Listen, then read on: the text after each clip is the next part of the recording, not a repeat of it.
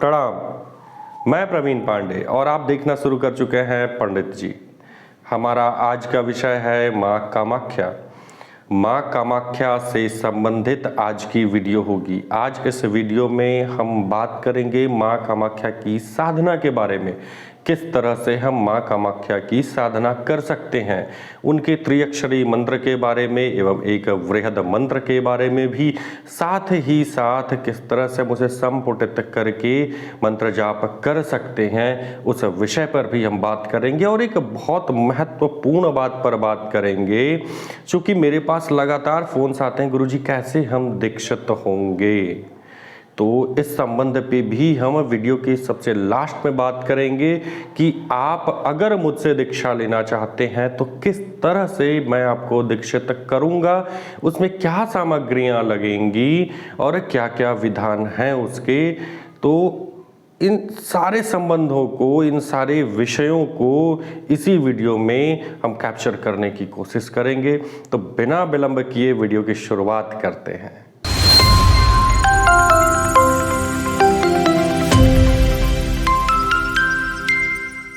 Video प्रारंभ करने से पहले आपसे विनम्र निवेदन है, हमारे चैनल को सब्सक्राइब करें अगर अब तक आपने सब्सक्राइब नहीं किया है तो। हमारे द्वारा दी गई जानकारी अगर आपको अच्छी लगे तो बिना लाइक किए हुए मत जाइएगा, अपने दोस्तों और मित्रों में भी शेयर करें। चलिए प्रारंभ करते हैं। सर्वप्रथम मैं आपको ये बताना चाहूँगा कि बहुत दिनों बाद, लगभग 20 से 25 दिन बाद मैं वीडियो अपलोड कर रहा हूँ। इसका कारण ये था कि मैं कुछ पूजा पाठ में व्यस्त था। अभी रिसेंटली ही विष्णु महायज्ञ था, उसमें मैं गया था, जिस कारण से मुझे लगभग 15 दिन उधर ही रहना पड़ा। और आगामी 10-11 तारीख से लगभग मैं फिर से थोड़ा सा 10 या 12 दिन का गैप हो जाएगा वीडियो में। रीज़न दैट कि इस बार भी कुछ अनुष्ठान है जिसमें मुझे जाना होगा, भगवान शिव से संबंधित ये अनुष्ठान है। सो धैर्य रखिएगा और भूल मत जाइएगा। फिलहाल हम आते हैं अपने टॉपिक पे। बात करेंगे हम माँ कामाख्या की साधना के बारे में।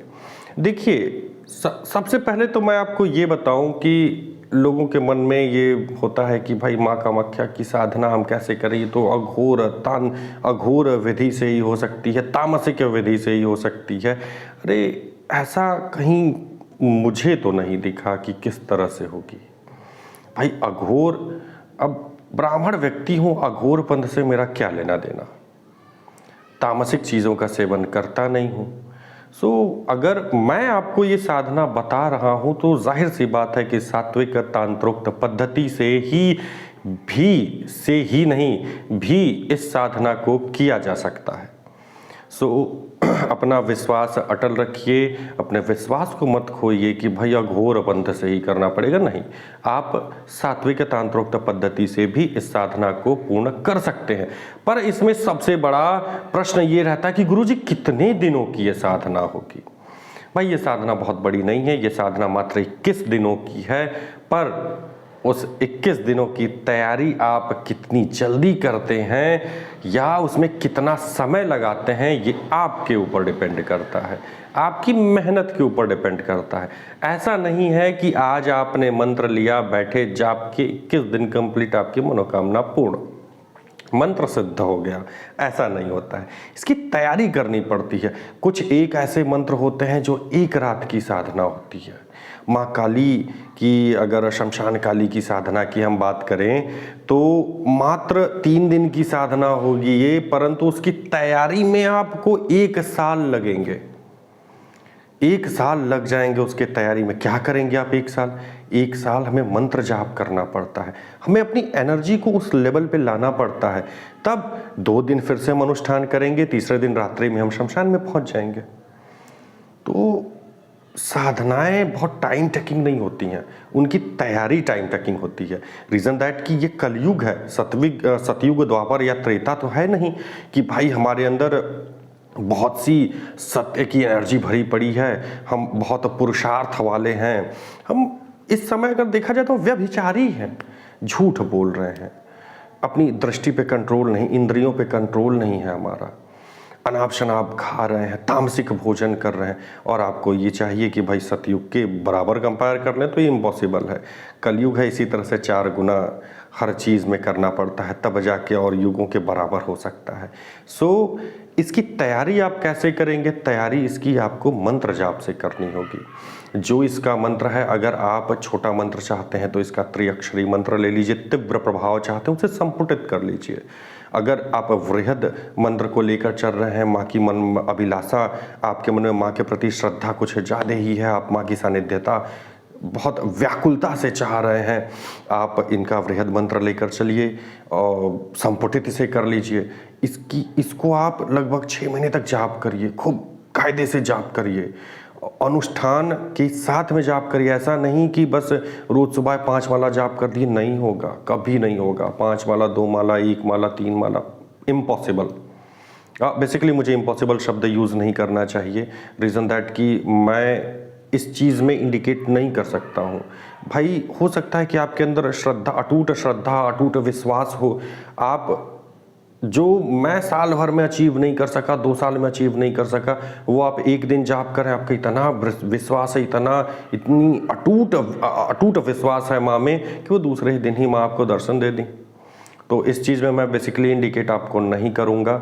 हाँ, लेकिन मैं अपनी तरफ से यही आपको बोलूँगा कि जब भी आप माँ कामाख्या के इन मंत्रों का जाप करना चाहें तो आप दीक्षित हो जाएं, किसी न किसी गुरु से आप दीक्षित हो जाएं और मंत्र का जाप प्रारंभ करें गुरु की आज्ञा लेकर। जब भी आप गुरु से आज्ञा लेंगे तो इसमें देखिए 2 चीज़ें आवश्यक हैं, बाबा भैरवनाथ और शिव शंकर जी की, भगवान भोलेनाथ की साधना अति आवश्यक है। जब भी आप इस मंत्र का अनुष्ठान करें तो उसके पहले, जब मतलब अनुष्ठान करें मतलब आपने ये संकल्प लिया कि भाई अब मुझे करना ही करना है।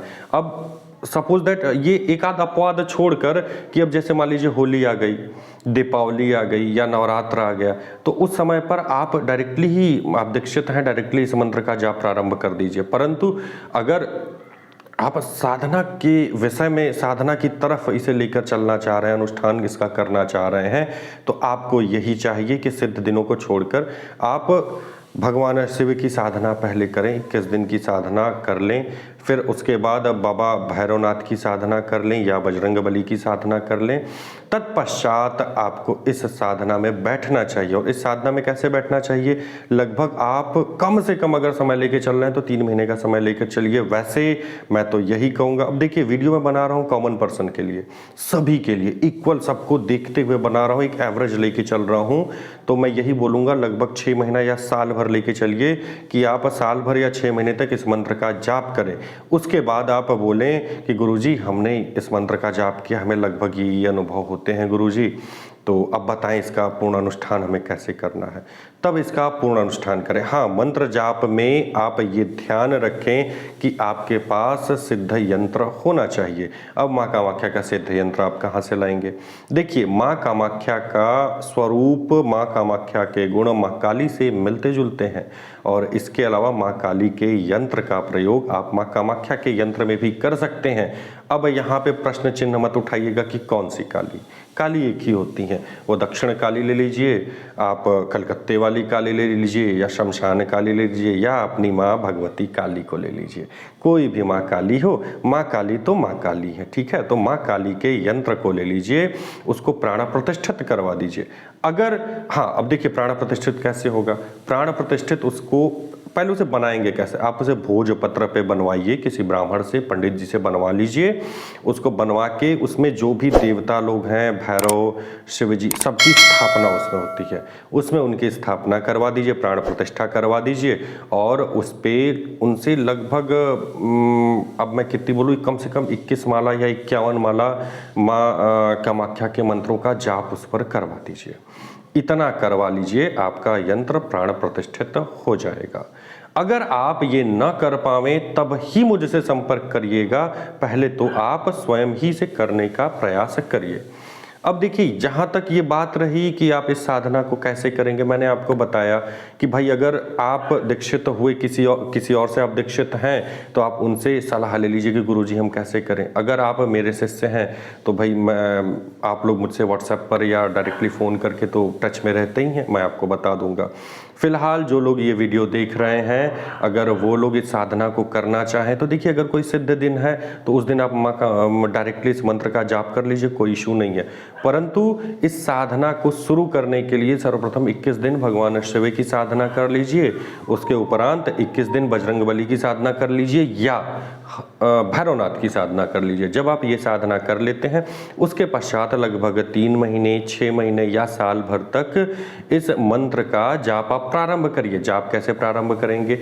21-21 दिन का टाइम पीरियड बना लीजिए कि भाई 21 दिन हमें ये साधना करनी, इस साधना के रूप में इसे लेके चलना है कि 21 दिन की हम साधना करें। संकल्पित होइए, मंत्र का जाप प्रारंभ कर दीजिए। इसमें कुछ न्यास और विनियोग भी हैं जो आगे चल के मैं दूसरी एक वीडियो बनाऊंगा, अगर समय मिला तो जल्दी ही मैं उसे अपलोड कर दूंगा। तो उसमें जो न्यास है, विनियोग है, उनके बारे में बताऊंगा। फिलहाल आपको केवल संकल्प लेना है, माँ से प्रार्थना करनी है और इस मंत्र का अनुष्ठान कर लेना है। 21 दिन का अनुष्ठान करिए, क्योंकि आप भौतिक जीवन में है। अगर आप लगातार ही 6 महीने अथवा 3 महीने का संकल्प लेते हैं तो आप नहीं कर पाएंगे। बीच में कुछ न कुछ ऐसा होगा कि साधना आपकी खंडित हो जाएगी। सो मैं आपसे यही कहूँगा 7 दिन, 9 दिन, 11 दिन अथवा 21 दिन, इतना छोटे छोटे संकल्प लेकर चलिए। मान लीजिए सपोज दैट कि आपने 21 दिन का संकल्प लिया, 21 दिन आपने साधना कंप्लीट कर ली, 7-8 दिन आप कहीं बाहर जा रहे हैं अथवा कोई और कार्य है, उसको निपटा के आइए। वो कार्य आपका निपट जा रहा है, फिर से आप 21 दिन का संकल्प ले लीजिए। तो इस तरह से आप लगभग 3, 6, 7 साल भर तक इसका जाप करिए। जब आपका जाप कंप्लीट हो जाएगा, बेसिकली आपको साल भर तक, अगर आप इस वे से चलते हैं तो आपको साल भर तक जाप करने की आवश्यकता पड़ेगी ही नहीं। उसके पहले ही ये मंत्र सिद्ध हो जाएगा। अनुभव और जो आपकी अंतरात्मा स्वयं आपको बता देगी, आपको माँ के दर्शन हो जाएंगे, स्वप्न में ही सही लेकिन दर्शन हो जाएंगे आपको। जब आपको अनुभव प्राप्त होने शुरू हो, ऐसा लगे कि हाँ कुछ घटित हो रहा है, तब आप मुझसे संपर्क कर लीजिएगा। डिस्प्ले पे मेरा नंबर रहेगा ही आपके पास, परंतु सबसे पहले व्हाट्सएप करिएगा। अब हम बात करते हैं कि माँ के मंत्र कौन से हैं और इसे संपुटित हम कैसे करें। देखिए, जो माँ का मंत्र है, अगर मैं त्रिअक्षरी बीज मंत्र की बात करता हूँ तो वो है त्रीम त्रीम त्रीम। ये आपके डिस्प्ले पे शो हो रहा है, आप उसे देख सकते हैं। त्रीम त्रीम त्रीम, ये माँ का त्रिअक्षरीय मंत्र है। अगर आप इसे संपुटित करते हैं तो इसमें शुरू में ओम लगा लीजिए। ओम त्रीम त्रीम त्रीम ओम। कैसे जाप करेंगे? ओम त्रीम त्रीम त्रीम ओम, ओम त्रीम त्रीम त्रीम ओम, ओम त्रीम त्रीम त्रीम ओम, ओम त्रीम त्रीम त्रीम ओम। अब माँ के दूसरे मंत्र की हम बात करते हैं, जो हम दूसरे मंत्र की बात करते हैं जो आपको डिस्प्ले पे शो हो रहा होगा। ये मंत्र है त्रीम त्रीम त्रीम whom whom stream stream Kamakhya प्रसीद स्त्रीम स्त्रीम हूम हूम त्रीम त्रीम स्वाहा। अगर आप चाहें तो इसमें भी शुरुआत में ओम और लास्ट में ओम लगा सकते हैं, पर शुरुआती दौर की साधना में आप ऐसा मत करिएगा। नॉर्मली ही शुरुआत में केवल ओम लगाइए। ओम त्रीम त्रीम त्रीम home home stream stream Kamakhya प्रसीद स्त्रीम स्त्रीम होम होम त्रीम त्रीम स्वाहा। इस तरह से जब 1-2 साधना आप कर लीजिए, उसके उपरांत ओम त्रीम त्रीम ओम त्रीम त्रीम त्रीम home home stream stream Kamakhya प्रसीद स्त्रीम स्त्रीम होम होम त्रीम त्रीम स्वाहा ओम। इस तरह से आप इसका जाप करिए। नित्य प्रति अगर आप इसका जाप करते हैं तो इससे शत्रुओं का भी नाश होगा, आपको सौभाग्य की प्राप्ति होगी। अब बात करते हैं कि इसका जाप कब करना चाहिए। देखिए, देवियों का जाप हमेशा रात्रि में ही करना चाहिए। देवों का जाप आप दिन में कर सकते हैं।